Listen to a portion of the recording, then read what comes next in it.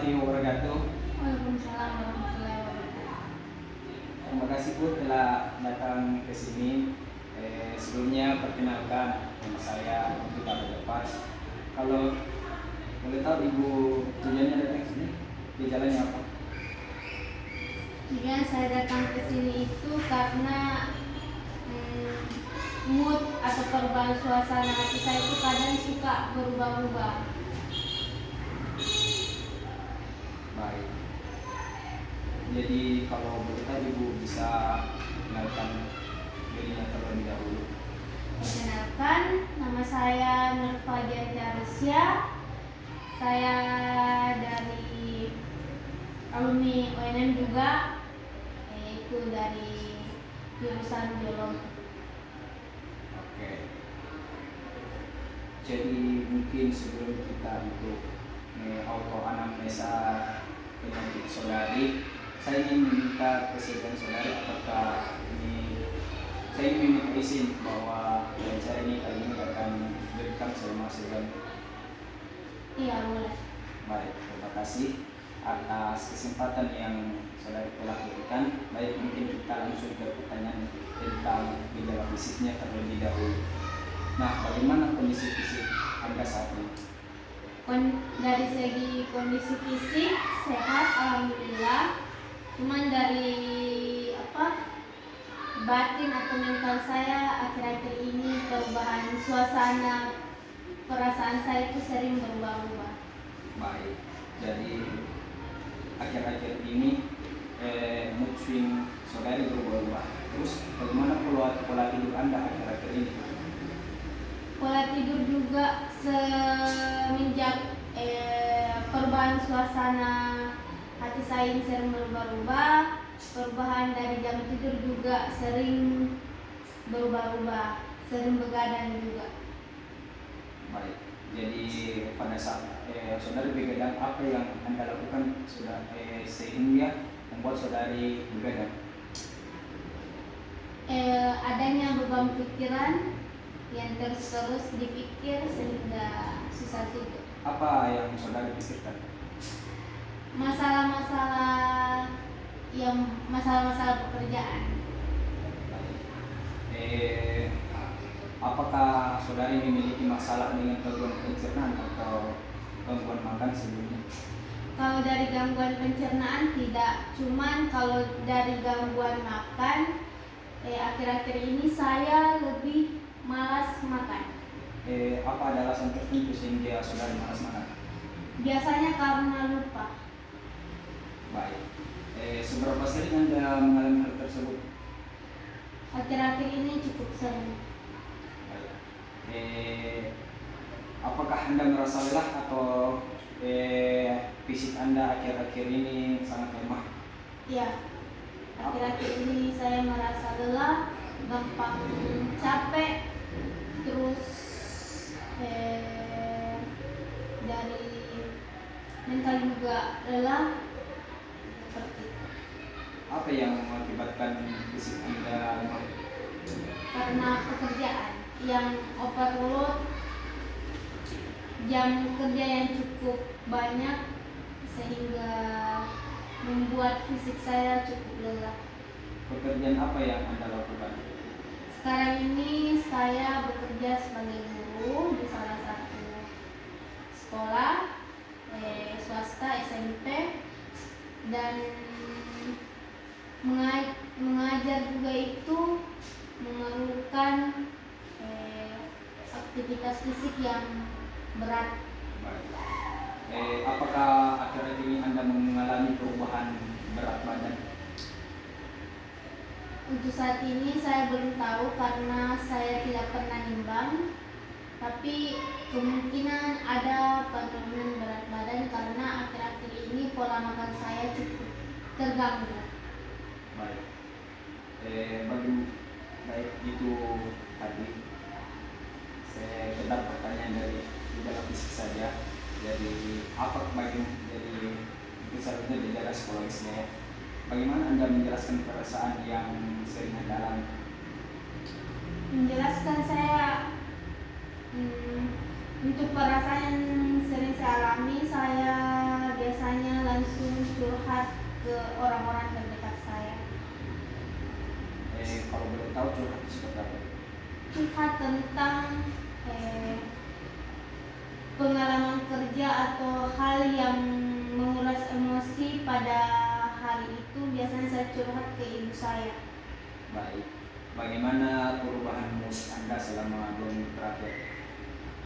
Perubahan mood selama 2 minggu terakhir ini cukup ekstrim ya, karena biasanya kenapa saya bilang cukup ekstrim, karena karena akhir-akhir ini saya suka depresi, tapi kita harus profesional. Jadi ketika kita berangkat kerja, kita harus kembali ke perasaan yang senang, padahal di dalam lubuk hati kita lagi galau. Bagaimana cara Anda mengatasi hal tersebut? Caranya mengatasi ya, karena kita harus bersikap profesional, jadi mau tidak mau ya harus dilakukan. Jadi seberapa sering sih hal tersebut bisa timbul? Sebenarnya jarang, cuma kalau pekerjaan di sekolah itu cukup hektik, biasanya cukup membuat stres, biasanya perubahan mood tersebut akan kembali. Berapa lama biasa durasi hal tersebut jika muncul? Sebulanan. Kalau di dalam sebulan itu apa saja hal-hal yang mengganggu? Banyak hal yang mengganggu dalam sebulan itu, karena banyak tekanan dari luar ya, sehingga cukup mengganggu psikis saya. Tanda-tanda bagaimana, apa tanda-tanda jika hal tersebut akan muncul?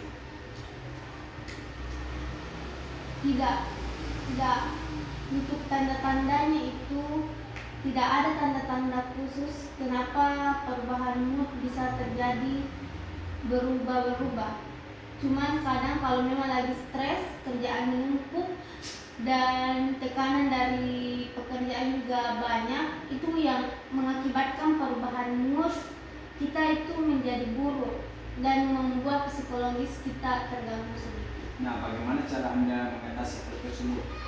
Untuk mengatasinya, saya biasanya mengeluarkan unek-unek saya dengan cara curhat, dan salah satu hal yang melegakan untuk mengeluarkan emosi itu adalah dengan menangis.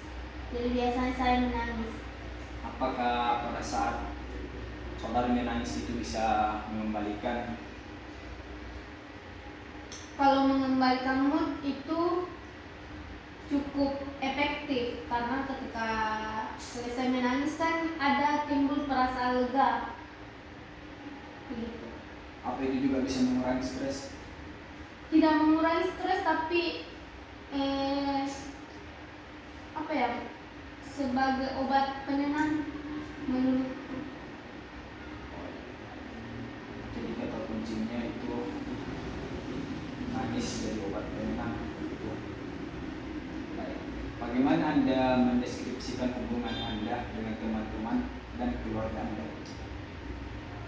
Hubungan dengan keluarga, kalau keluarga sih saya cukup dekat dengan orang tua saya dan saudara-saudara saya. Untuk teman, saya mempunyai beberapa teman dan sahabat. Selebihnya saya cukup tertutup. Apa yang membuat Anda tertutup? Karena tidak semua orang itu betul-betul perhatian terhadap kita. Biasanya banyak yang cuma ingin tahu permasalahan dan lain-lain dan penasaran. Jadi itu hal yang membuat saya tertutup, dan saya hanya terbuka di orang-orang tertentu saja. Terbuka dengan orang-orang tertentu apa yang sudah dimaksud? Tertentu, contohnya kayak keluarga, terus teman pun itu cuma satu orang. Apakah itu bisa mempengaruhi ya 1 sampai 2 orang saja.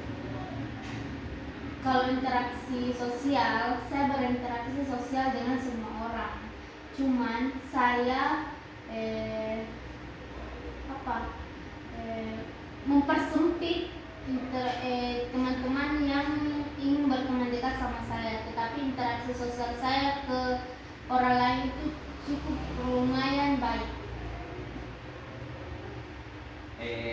Apakah Anda merasa puas dengan interaksi sosial Anda saat ini? Puas.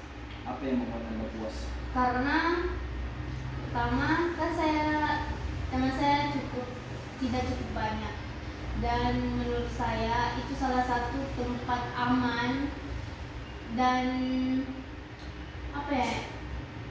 sedikit teman itu sedikit masalah lah. Baik, sedikit teman sedikit masalah.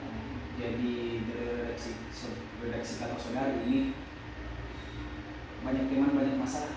Tidak begitu juga, cuman banyak teman itu cukup ribet karena kan tiap-tiap orang itu mempunyai masalah kan. Terus menurutku kita cukup berteman atau dekat dengan seseorang itu 1-2 orang saja untuk saling bertukar cerita dan saling bertukar masalah untuk menghadapinya. Kan kalau terlalu ramai itu terlalu banyak pendapat-pendapat di mana biasanya itu tidak efektif untuk meredakan suatu emosi lah. Baik. Bagaimana perasaan Anda saat berbicara dengan orang yang Anda tidak kenal? Biasa saja. Apakah ada interaksi yang menjadi penghambat? Tidak ada. Jadi aman-aman. Aman.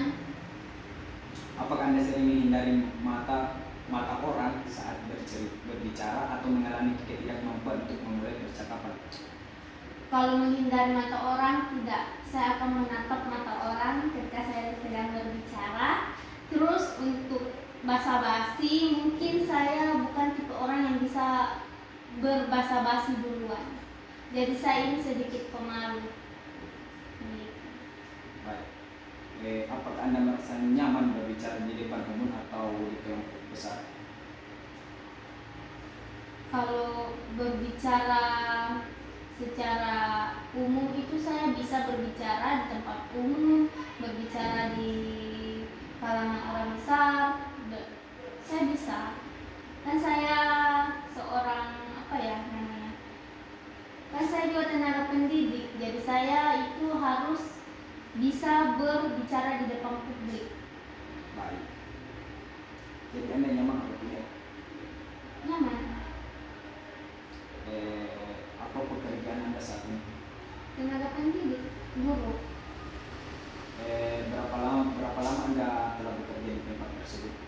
Baru-baru ini baru sekitar 4 bulan. Bisa diceritakan hambatan yang pernah Anda alami saat bekerja 4 bulan tersebut? Karena ini pekerjaan pertama saya dan saya juga baru, jadi banyak sekali hal-hal yang mengejutkan yang saya alami di sana. Jadi kalau ditanya soal hambatan sih sebenarnya hambatannya itu banyak.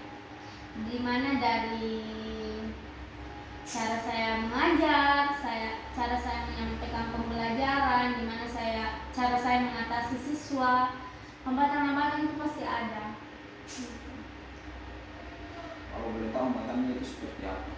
Contoh hambatannya itu misalnya saat saya lagi mengajar ada siswa yang bosan atau siswa yang keluar masuk kelas, itu kan suatu hambatan di mana saya harus memutarbalikkan lagi cara bagaimana siswa atau murid ini bisa kembali fokus pada materi yang saya bawakan. Apakah Anda pernah merasa stres di tempat kerja Anda? Pernah. Stresnya itu seperti apa? Stresnya saat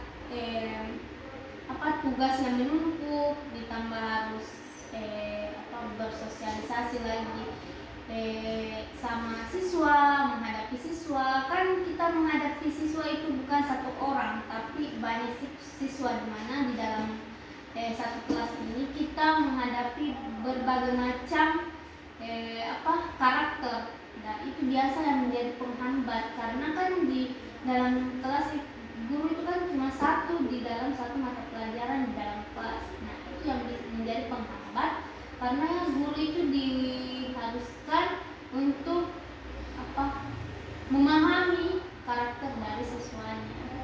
Padahal kan guru juga manusia biasa. Baik. Bagaimana saudari mengatasi jika ada yang murid bandel? Kalau cara saya mengatasi siswa yang tidak mau diatur, biasanya saya ajak berdiskusi, berdua, terus menanyakan dia kenapa, ada apa permasalahannya, begitu.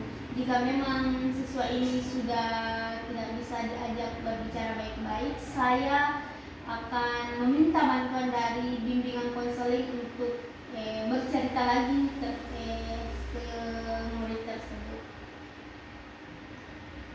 Apakah ini pernah mengalami cedera atau kecelakaan di tempat kerja? Tidak. Apa pendidikan terakhir? S1. S1 apa? Pendidikan biologi. Bagaimana Anda menjalani pendidikan selama ini dari mulai SD hingga SMA atau di bangku kuliah? Bagaimana maksudnya itu? Bagaimana ini perjalanan saudara?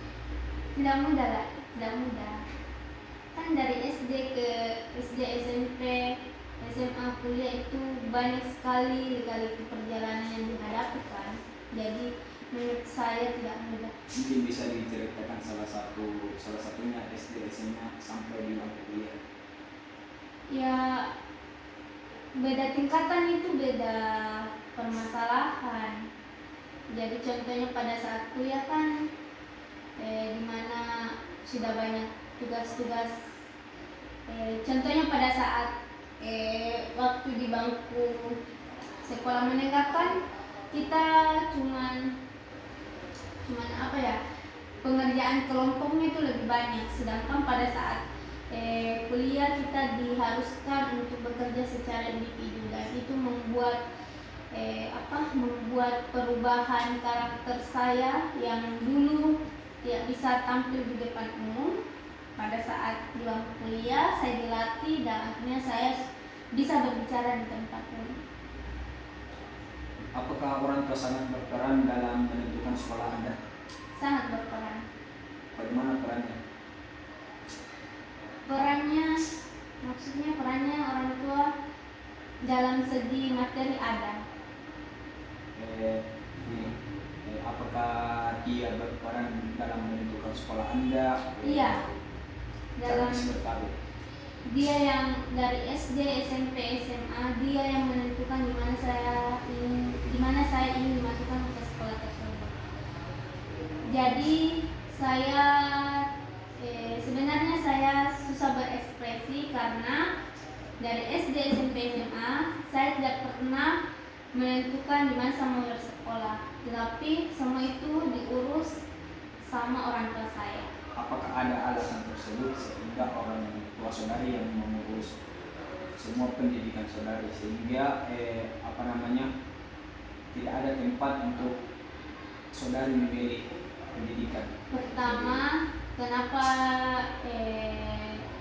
orang tua saya yang berperan mencarikan saya sekolah, karena menurut saya orang tua saya pasti mau yang terbaik untuk saya. Apakah itu sudah terbaik menurut Anda? Iya. Baik. Bagaimana hubungan Anda dengan guru-guru selama di bangku sekolah? Baik. Baiknya seperti apa? Saya adalah tipe murid yang biasa-biasa saja di sekolah. Jadi hubungan antar saya sama guru itu cukup baik. Maksudnya tidak banyak di hal-hal yang kadang buat marah gurunya, tidak, karena saya termasuk siswa yang biasa-biasa saja. Apakah apakah Anda saudari pernah mengalami kejadian yang berkesan selama masa sekolah? Berkesan sih pasti banyak ya kejadian-kejadian bersama teman. Cuman berkesan dalam hal apa dulu ini? Kalau untuk berkesan dalam hal apa yang berkesan yang ada di benak saudari, tergantung apakah berkesan itu positif, negatif. Kalau hal-hal berkesan sih hal-hal bersama teman-teman yang ngumpul sama teman-teman pulang sekolah, mengerjakan tugas kelompok, begitu. Boleh diceritakan Apanya itu? pengalaman berkesannya saudari selama di masa sekolah? Pengalaman berkesannya, saya ikut organisasi, jadi saya ikut organisasi OSIS di sekolah pas SMA. Jadi banyaklah hal-hal yang membuat saya terbentuk pada organisasi tersebut. Hal-hal yang berkesannya itu Kak, seperti kita yang mau buat penggalangan dana. Kan biasanya kita buat makanan-makanan begitu untuk dijual kembali ke teman-teman. Nah, pengalaman berkesannya itu kita menjadi quality time, menjalin quality time bersama teman-teman pada saat pembuatan makanan dan hal-hal lainnya. Untuk saat ini apakah Anda sudah menikah? Belum. Jika belum, kenapa Anda belum menikah? Apakah ada alasan tertentu kenapa Anda belum menikah? Kenapa saya belum menikah? Karena pertama belum ada jodohnya. Itu alasan saya belum menikah, karena belum ada jodohnya. Dalam waktu dekat ini, apakah Anda memiliki rencana untuk menikah? Iya. Jika iya, sejauh mana tahap persiapan pernikahan? Masih tahap rencana. Rencananya itu sudah sampai di mana? Mencari pasangan. Sudah dapat atau belum? Sudah. Doakan saja ya.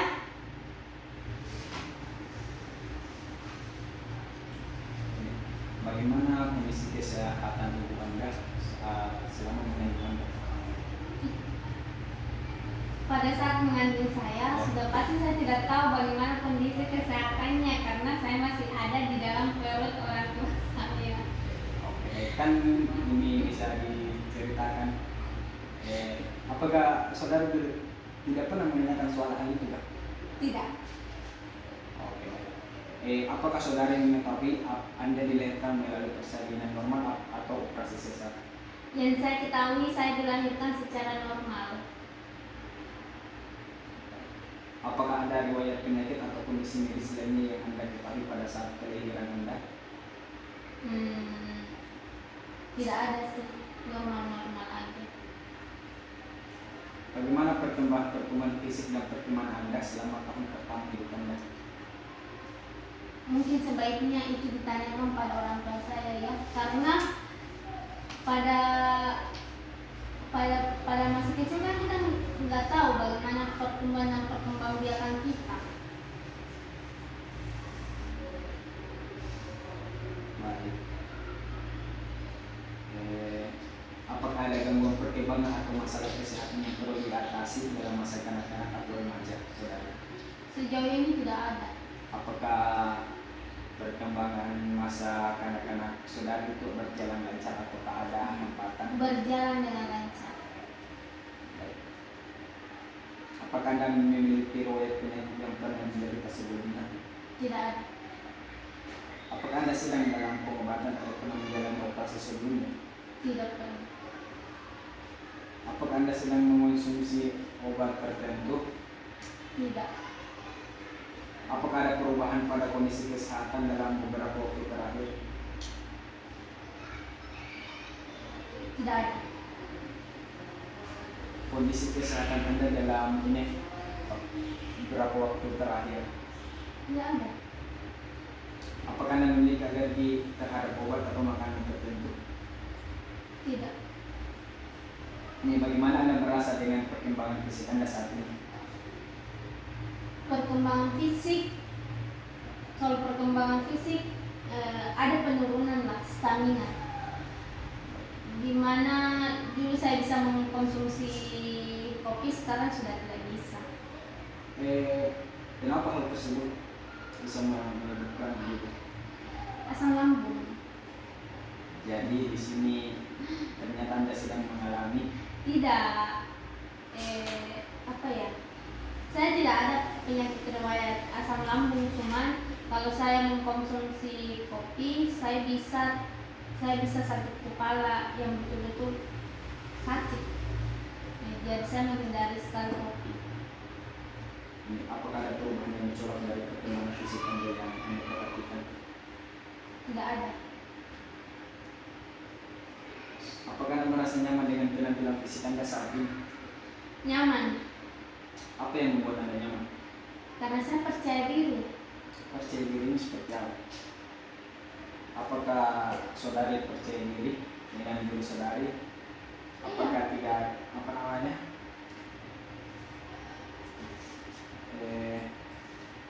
Apakah tidak ada komentar-komentar lain dari saat berinteraksi dengan orang lain? Komentar. Anda? Komentar orang lain pasti ada ya.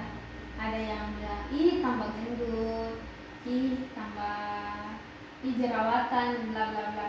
Tapi saya tipe orang yang bodo amat. Apakah Anda merasa nyaman pada saat diberikan komentar oleh orang lain? Tidak nyaman, Bagaimana Anda mengatasi saat Anda merasa tidak nyaman? mendiamkannya. Mendiamkannya itu seperti apa? Cukup tidak menggubris apa yang mereka katakan. Nah, dari reaksi kata saudari tadi tidak menggubris. Pasti ada hal-hal yang membuat saudari merasa kesal terhadap komentar-komentar tersebut. Apakah hal tersebut mengganggu saudari? Tidak. Baik, jika tidak, apakah Anda memiliki kekhawatiran atau perasaan tertentu terkait dengan perkembangan fisik Anda di masa depan? Tidak. Apakah berarti saudari ini jalani saja? Iya. Bagaimana saudari mengelola stres atau tekanan yang mungkin muncul? Dengan curhat, terus melampiaskan emosi, serta sedikit refreshing. Refreshingnya itu kayak bagaimana? Keluar jalan bersama orang yang dicintai, nonton, healing tipis.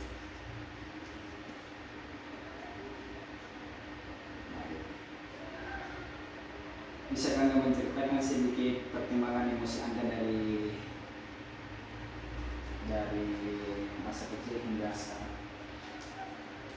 Dulu kalau perkembangan emosi, dulu saya tipe anak yang ceria ya. Tapi setelah memasuki tahap dewasa, saya keceriaan saya sudah mulai menurun. Karena banyak hal-hal yang membuat saya jatuh mental begitu. Jadi itu hal-hal tersebut yang membuat saya kadang merasa murung dan membuat saya susah juga mengekspresikan emosional. Bagaimana secara saudari mengekspresikan emosional saudari? Dengan mengekspresikan emosionalnya itu dengan cara berbicara dengan orang yang nyaman. Karena kan pengekspresian emosional itu bisa dilakukan, bisa dilihat, bisa dirasakan pada saat bersama orang yang kita nyamani. Bagaimana kriteria nyaman menurut Anda? Yang bisa saya ajak berdiskusi, bercerita, bersenda gurau, dan melampiaskan emosi, serta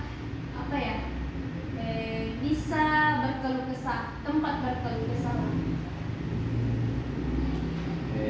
Apakah Anda merasa perkembangan emosi Anda telah berubah sejak masa kecil hingga sekarang? Iya. Contohnya?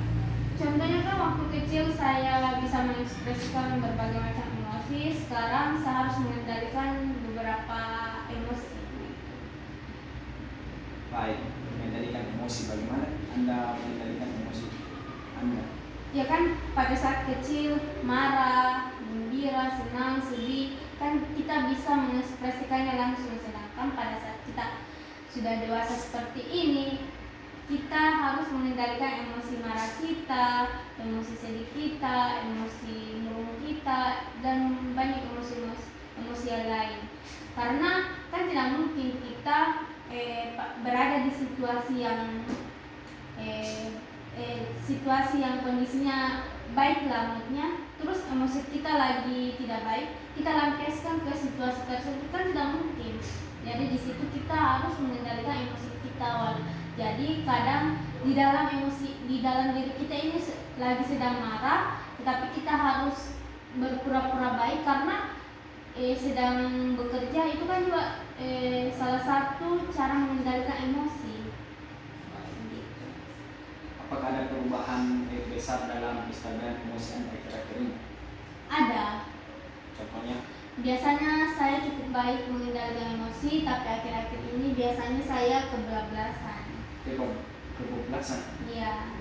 Biasanya saya bisa menahan emosi marah saya, akhir-akhir ini biasanya tiba-tiba keluar, atau emosi sedih saya yang bisa saya tahan, tapi biasanya tidak bisa juga tertahankan.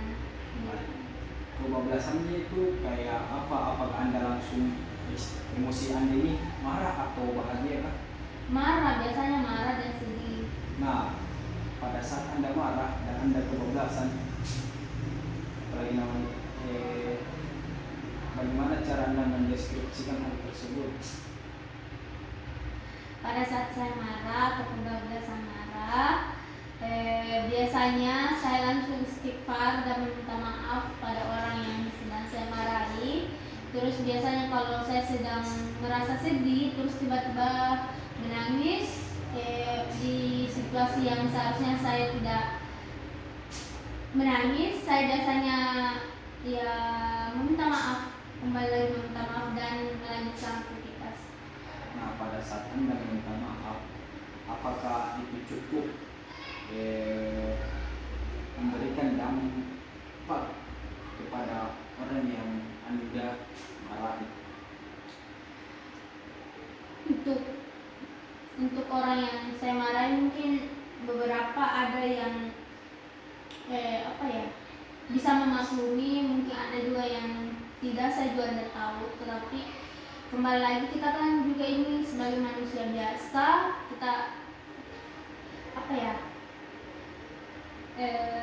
kita sudah berusaha semaksimal mungkin. Jadi jika ada sesuatu hal yang salah, ya memang sebaiknya kita meminta maaf. Baik. Apakah Anda memiliki tujuan tertentu yang ingin Anda capai dalam perkembangan emosi Anda ke depannya? Iya. Apa itu? Mengendalikan emosi lebih baik lagi. Apakah ada hal-hal yang ingin, contohnya itu bagaimana cara Anda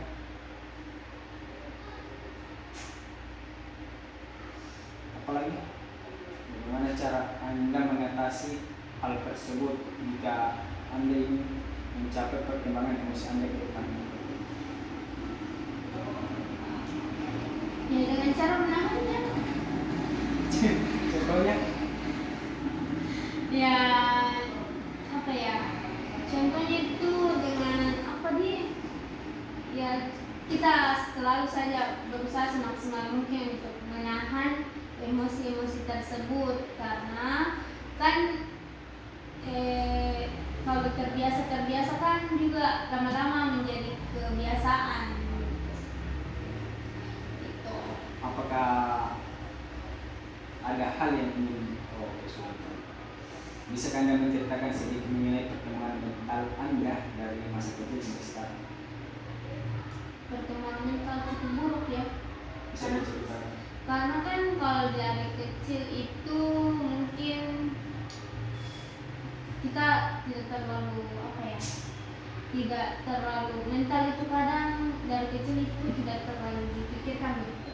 Sedangkan sekarang ini banyak apa mental kita itu sering terguncang karena kita sudah bisa berinteraksi dengan serius, berinteraksi dengan satu sama lain dengan orang asing gitu.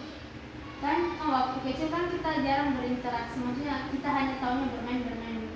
Sedangkan pada saat fase dewasa kita sudah mempunyai tanggung jawab yang besar, di mana tanggung jawab itu harus kita lakukan sebaik mungkin dan bayarannya itu tentu saja mental. Baik. Apakah Anda merasa perkembangan mental Anda telah berubah sejak masa kecil hingga sekarang? Iya. Contohnya itu.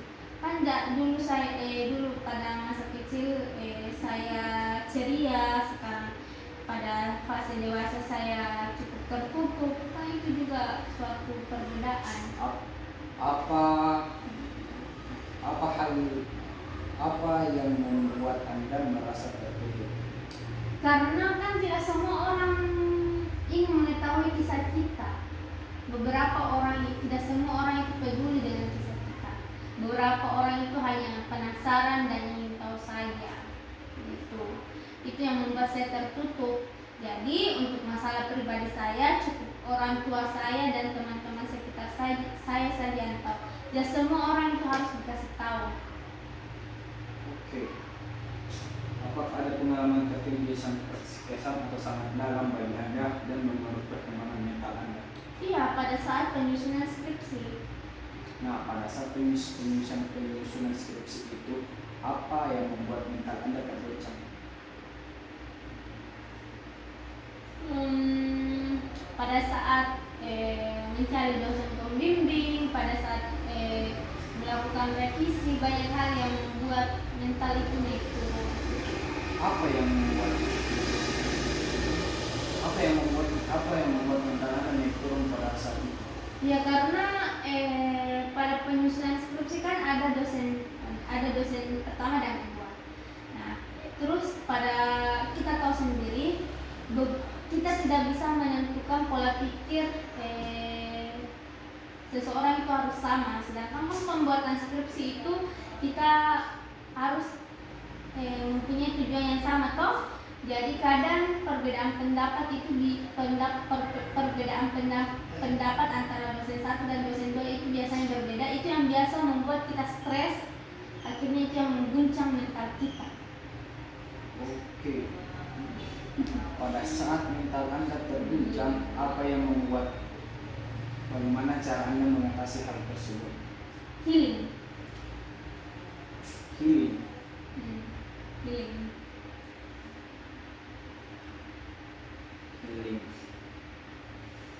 Apakah healing itu cukup membantu?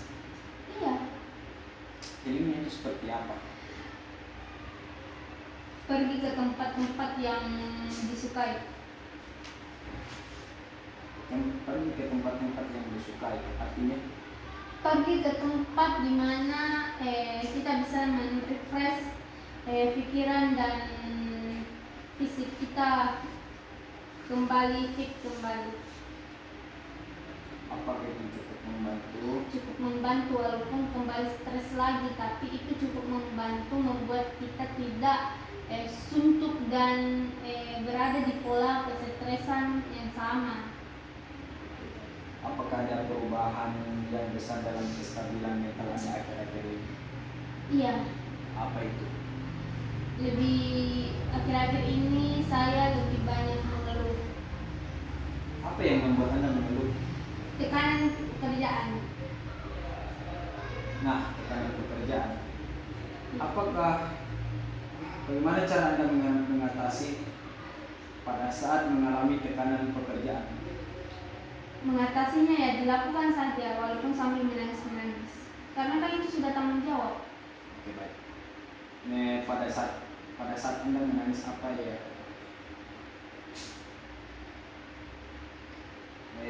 Cara Anda melakukan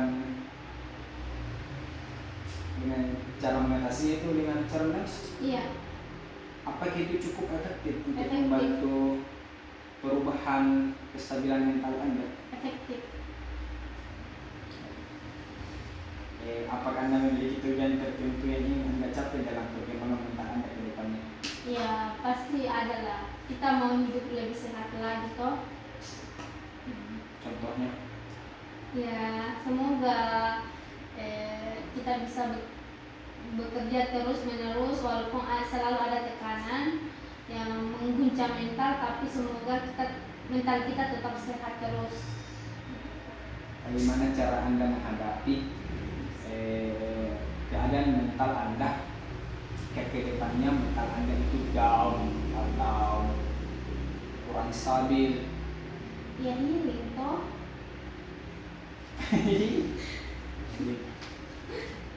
Apakah cuma ini kah? Healing, jalan-jalan, me time, atau berlibur bersama keluarga, orang tersayang, itu kan juga suatu penyembuhan. Bisa Anda menceritakan sedikit tentang perkembangan sosial Anda dari kecil hingga sekarang? Perkembangan sosial saya dari kecil hingga sekarang tidak banyak berubah ya. Saya bisa bersosialisasi. Tidak banyak berubah. Iya. Jadi tadi mengatakan dengan teman-teman tertentu saja. Iya. Apakah Anda merasa perkembangan sosial Anda yang saat ini telah berubah sejak masa kecil hingga sekarang? Iya. Tidak. Apakah ada pengalaman sosial tertentu yang sangat berkesan bagi Anda namun mempengaruhi perkembangan sosial Anda? Ada. Apa itu? Contohnya dalam hal pertemanan ya, saya pernah mempunyai teman yang kita sudah berteman hampir 10 tahunan, tapi ternyata banyak hal-hal menyakitkan ketika bersama dia, dan akhirnya kita harus kembali asing. Itu membuat mental kita juga itu ikutan membuat kita ikutan depres begitu, karena ada rasa kehilangan gitu. Apa yang maksudnya ini kan tadi dari katanya saudari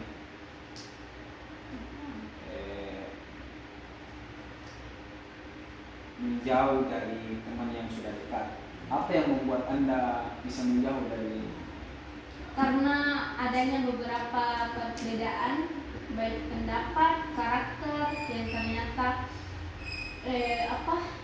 baru disadari ternyata kita tidak cocok. Kenapa baru sekarang disadari, sedangkan saudari katanya hampir 10 tahun berteman? Kenapa baru sekarang disadari? Apakah ada hal yang mendasari? Karena kan prinsip dan tujuan hidup seseorang itu tidak selalu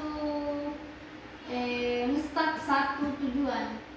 Setiap hari atau setiap masa itu tujuan hidup kita itu berubah-ubah. Jadi ada memang di satu posisi di mana tujuan hidup saya mulai berubah, saya mau begini, dan tujuan hidup dia juga sudah mulai berubah, dia mau begitu. Dan kan kalau kita sudah tidak sependapat, ya mungkin sebaiknya kita sendiri-sendiri dan menjadi asing, daripada kita memaksa sebuah tujuan itu untuk selalu satu, padahal sebenarnya tidak bisa. Kan itu malahan kita menjadi orang toksik satu sama lain. Begitu. Apakah ada perubahan besar dalam lingkaran sosial Anda akhir-akhir ini dalam atau seminggu terakhir? Dan Apakah ada nilai atau prinsip yang sangat penting bagi Anda dalam perkembangan hubungan sosial Anda? ada Misal? privasi nomor 1. Jadi dalam berinteraksi sosial ada batasan-batasan yang saya batasi untuk beberapa orang. Misalnya ada orang yang saya batasi hanya sebagai teman kerja, sebagai teman jalan, dan ada juga yang sebagai sahabat gitu. Baik. Mungkin ada tawaran. Apakah ada yang ingin ditanyakan kepada saya? Dan Baik. dikarenakan apa yang saya cari belum saya dapat. Mungkin saya ingin menambahkan pertanyaan terakhir. Bisakah saudari menceritakan apa-apa saja hal-hal yang berkesan dan tidak berkesan selama 2 minggu terakhir atau 1 minggu terakhir belakangan ini? Beberapa minggu belakangan ini, di bulan November ini, kan ada yang namanya hari guru. Di hari guru itu saya cukup hektik di dalam pekerjaan karena selesai hari guru kan sudah akhir semester anak-anak, di mana di hari guru itu kita ada beberapa kegiatan yang ingin dilaksanakan. Terus setelah hari guru kita mau mengadakan ujian, itu di situ hektik sekali. Jadi beberapa minggu terakhir ini saya sangat stres karena pekerjaan.